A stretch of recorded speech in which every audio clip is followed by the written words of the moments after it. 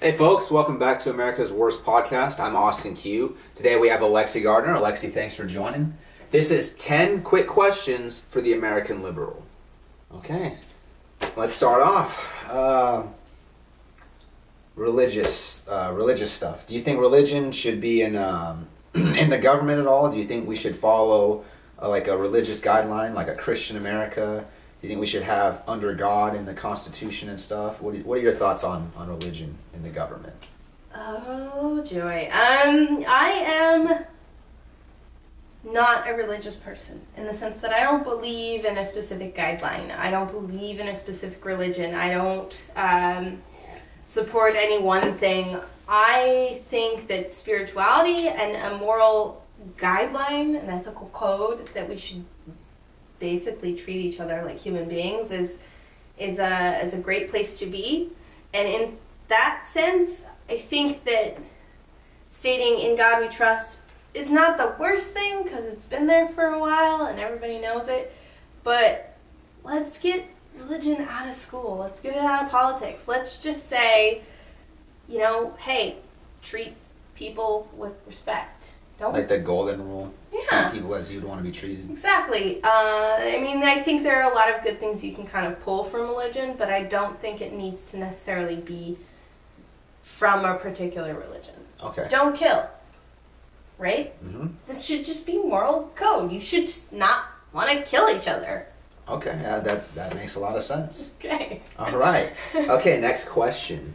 What are your feelings about same-sex marriage, the LGBTQ community? Should that be a no-no in America, or are you okay with it? I don't give a... You don't give a crap? I don't give a crap. Okay. What you do with your sex life, if you're not hurting somebody, or if you are and it's consensual, and it's, I think there are legal guidelines in the sense of under 18, that should be a no-no. I think, honestly, if you love somebody, let's celebrate your love. You do you. Go get married. Go have a celebration. Do you think that someone, let's say that there was a male was born, Mm-hmm. right? And then over time, that person decided they wanted to be a female, and they got an operation so that now they're a female, and they call themselves a female. Do you think they should still be allowed to compete with females in female events? Yeah. Yeah? I think honestly, you're a female, you want to be a female. You're a male, you want to be a female. You're a female, you want to be a male. Whatever. I want to compete with guys just because I want to prove I'm better than guys. Like, I think there should be a lot more inclusivity in events in the sense of all the sexes can join. I think there should be, if you identify as a female, you're taking the medications as a female to be a female, all those different things, then yeah, you're a female. I think that if you're a female that wants to be a male and you're taking testosterone, which helps you build muscle, it helps you become more masculine in the body shape, then if you're wanting to compete in male wrestling and they deny you, then that's stupid because you're obviously going to probably whoop some chicks' asses. Okay. There might be a really, really, really strong chick that's going to whoop your butt, but still I think there are a lot of different considerations you should take, and I think there should be a lot more inclusivity in any event. In the sense it's females versus females, males versus males, females versus males. Let's do that. That's great. Okay. I want to kick your butt. Let's go. All right. Okay, awesome. Next question. Healthcare, Obamacare. Do you think that healthcare should be a right of the American people and that we should all contribute to taxes for the government to run a single-payer healthcare system? One of the things that I always kind of understood about our government was that you get fundamental needs. That all of your fundamental needs should be met. You should have the opportunity to pursue happiness and have housing and work and all of those things. Healthcare is one of the basic fundamental needs. I mean, if you're not healthy, you won't be able to do all the other things. You won't be able to chase the American dream, as we put it. It's kind of along the lines with food. You want to eat, you should be able to eat. You want to be able to go to the doctor and make sure you're okay, you should be able to do that. I think we would actually save a lot of money if we had a lot more preventative checkups. Like, people could go find out if they are okay or if they have high risks, and then they can make decisions based on those, right? Yeah, and so yeah, I think healthcare should be out there for everybody. Awesome. All right, next question. Drugs in America. What do you think should be done? Do you think that every drug should be legalized as long as people, stick with what they're doing and it doesn't affect people around them? Or do you think that only marijuana should be legalized? What do you think about drugs overall? We've seen a lot of successful programs in other countries where drugs are completely legalized, and instead of taking the money that we do for prison and... Can you name any of the countries? I think Portugal is one of them. Portugal? All right. I know that some European country, I'm horrible. But there's been good effects. There has been. They've done things where they have clinics where people can go and they can do heroin and other things that involve needles, which also, if you're using a dirty needle, you're at risk for getting AIDS and HIV, all of those things. So they can go, they can get a clean needle, they can get their drugs, they can do it there. They're not out on the streets, they're not out doing something in a dangerous area. Mm-hmm. And at the same time, this legal, we accept that you're doing this, puts it at a point where people who feel they have a problem can go and say, you know what, I don't want to do this anymore. I want to get help. I want to stop. Okay. I'd prefer that instead of putting people in jail where you're more likely to become a drug addict or learn other criminal activities, I mean, you're going somewhere where you can say, yeah, this is fun, it's been good, whatever, I want to stop. People will be like, okay, well, here are the other programs that you can do. I would prefer that we're benefiting and educating people versus condemning them. Okay, awesome. All right, next question. What are your views on the whole racial tensions in America right now? Do you think there is a lot of racism? Do you think it's over the top? Like, because a lot of people, when they hear liberal, they think, oh, someone needs a safe space, someone is out hugging trees and stuff. What's your view on racial tensions in the USA right now? I think there's still racism, just as I think there's still sexism and a lot of other things like that. Do you think there's anything we can do to solve the problem? We can educate people. We can support people. I think, unfortunately, the sad part about a lot of these groups is, with sexism, feminism, racism, LGBT, all that stuff, is we fail to realize that the big key in fixing things is saying, I understand that you're going through this. I don't understand what it feels like to go through that. I can't relate to you because I don't experience that. But I want to work with you to support you to resolve those issues that you feel are happening, because I want you to work with me to resolve the issues I feel are happening. Okay. So basically everyone should look at everyone instead of like being biased right off the bat and say that there is no racism because I've never experienced it. They should understand that they haven't lived in everyone else's shoes. Exactly. Okay. All right. Next question. Feminism. Is it a problem in the U.S. right now? Yes. Well, okay, so what's going on with feminism? I am a woman and I have experienced feminism. I've experienced sexism. I have been the person that has been told as a woman I will never achieve my goals in a science career field. I work for two women who work as the chair and co-chair in the math department, and they have told me of their experiences where men have said, you don't know math, or they've belittled them or diminished their strength and their knowledge because of their gender. I think that's ridiculous. Because I am a woman doesn't mean anything. I don't look at somebody and say, just because you're black or you're Chinese or you're a woman or a man or LGBT, any of those things, that you're incapable of being able to achieve something. And I think that's kind of the same thing that we need to get back to. It doesn't matter. Those things are superficial. They're not dependent, or they're not going to affect your ability to do something. That all comes down to your drive. Okay. All right. Next question. The military. Do you think that we need... A lot of Republicans are saying we need an increase in military spending. We need to put more troops in. Do you think that's true, or do you think we've come to a point in technology where we really don't need to put that money into military spending, or maybe we need to put the money somewhere else? What's your whole ideology of the whole thing? Last time I checked, we are like top in military spending out of all of the countries. I think maybe we should look at funding other things. I believe that having a strong military force is great. In the sense that you can protect your homeland, you can protect your people, your citizens. I also believe that military can be great in the sense that you can reach out and assist other countries that are experiencing hardships and help them. But I don't think that just having a strong military is going to really do anything for us, because if all we know how to do is fight and kill, then that's all we're going to ever do. Okay. So, yeah.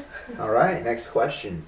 The whole issue with the Second Amendment. Guns. What is your opinion on gun control? Do you think we have too much gun control? Do you think that the government is trying to take our guns? What's your feeling on the whole issue?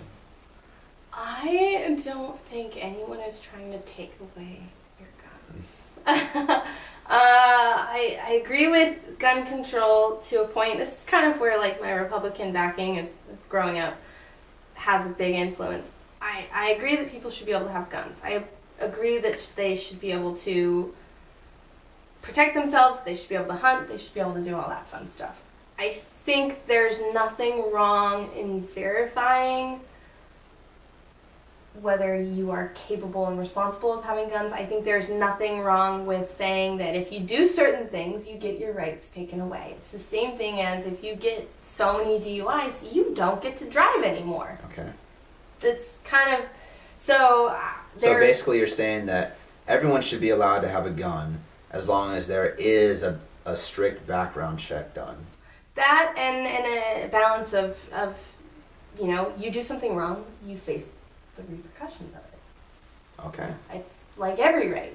You have these, you should be allowed to have them, but if you do something wrong, you have to work to either repay your debt and prove that you're capable of having a gun, or you don't get it anymore. Have you ever shot a gun? I have. Did you enjoy it? Was it fun? It was fun. Yeah, I've shot a couple guns. I think they're great. I live in a family with guns. I don't necessarily feel the need to have my own. I'm actually a little terrified of that. Okay. But yeah, no, I don't think that. I think guns with education is not a bad idea. Awesome. All right. Next question. Free tuition. Do you think that we need free tuition in this country? And to what extent, if you believe we do need free tuition? I think free tuition, or at least a controlled tuition. Something that's affordable, that's not going to put somebody in the debt of, you know, a brand new house. Okay. It would be very beneficial to our society, because without education, where are we going to go? What are we going to contribute to the world? What's going to make us well, what's successful wrong? Society? So what's wrong with someone graduating from high school, getting a job at Walmart or Big O Tires or McDonald's, working their way up the chain and becoming a manager and then retiring at 40? Do you think there's something wrong with that, or do you think that's someone that's wasting No. their time? I think that there are so many different options and so many different ways that you can go and achieve your goals in your career and your contribution to society. I think the problem that we face is people who want to do something can't afford to. We pressure people into this idea that you need to go to college to succeed in life. And then we make it impossible for them to do it, or we make it so it's once you leave college, you'll never really ever get ahead because you owe $40,000, $50,000 on your student loans. I think there could be a control on how much we are able to charge for college. I think that an associate's or general certificates that allow you to go into, the various different degrees you can get with an associate's certificate could be cheaper or even free in that sense. We could do that. But I think there should be some evaluation and some control on what these institutions are charging their students, because it's kind of coming out this imbalance. Okay. All right. Last question. One of the last questions. Immigration. Do you think we need a wall? Do you think that we need to start mass deportations? And do you think the opposite? Do you think that we should allow people to come here and make it easier to get citizenship? I think that a wall is pointless, honestly. I think that citizenship is, cool and all, but I think immigration brings new ideas, new backgrounds, new experiences to the table. I think the more diverse your country is, the better off you are as a society. Do you think that everyone in America should speak English? No. Europe kind of encourages the multi-language. A lot of those people can speak many languages. You can go to a different country and they don't just speak their native tongue, they speak English. I think language is beneficial in both your education and your mind, as well as your ability to connect to different people. And I think that the whole idea that America speaks English and so we all should speak English is kind of a stupid thing. I think that people should be bilingual, this is what it's called. And I think that the more people we have, the more we foster and encourage and kind of accept people, the better off we are. Obviously, I get that you can't just let everyone come in, and I get that there should be regulations, and I don't know a lot about how that works, but I don't think that closing off our borders and rejecting people is necessarily going to fix the problems that we face today as a society. Okay. And just on a last note, on a closing note, why do you think there's a difference in mindset between the left and the right, the Republicans and the Democrats, the progressives and the libertarians, the liberals and the conservatives? Why do we have that? Why are we not at that level where we have almost 8 billion people on Earth and we have over 300 million people in America? Why are we still dead set on picking a side to go with? Why haven't we all come together and just kind of made one party? I think it's a solution from, in a sense, it's easier to do that. It's easier to say, well, this is kind of what I agree with, so I'm going to fit here. I think that we should be educating ourselves. I don't think that necessarily agreeing to fit into one particular party is going to benefit anybody. I think that you should be willing to say, I don't fit into a party. I believe these certain views, and I'm going to make sure that I vote on these certain views. And I think, sadly, we live in a society where you get so much, you're just inundated with news and information, and you can cater it on your Facebook feed. You can say, I don't want to see this, and you can block those people, and you don't really get this variety of information. And I think also the fact that we're getting all of our information and we're communicating all of our opinions and viewpoints on social media allows us to almost kind of feel unguilty about being against somebody else and not willing to listen, but more willing to insult and argue with that person. And I think that's a failing in our humanity, because we need to be able to say, I don't understand, but I understand where you're coming from. I feel pain. I know what pain feels like. I feel that I've been rejected. I know all these different things. And I can't necessarily understand your specific experience, but I can relate my own to yours, and I want to make this a better situation. I want to come to a middle ground, and I think that's kind of an issue that we face now because everything is so separated based on social media. We can separate ourselves and not listen to each other, I guess. All right. Anything you'd like to let our viewers know? Any advice you'd like to give them on American politics before we leave? Let's all just agree to maybe take in somebody else's opinion for a chance. Like, let's listen to it. You don't have to agree, but take a minute, take a breath, take it in, think about it. All right. Well, America's Worst Podcast. I'm Austin Q. Lexi, thanks again for joining us. Certainly. Please subscribe. We'll see you next time.